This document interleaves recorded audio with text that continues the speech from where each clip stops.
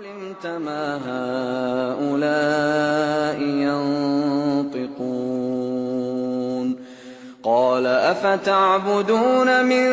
دون الله ما لا ينفعكم شيئا ولا يضركم أف لكم ولما تعبدون من دون الله أفلا تعقلون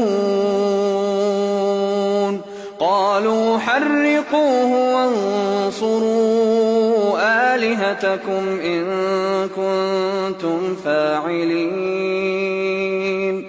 قلنا يا نار كوني بردا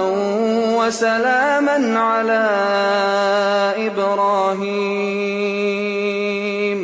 وأرادوا به كيدا فجعلناهم الأخسرين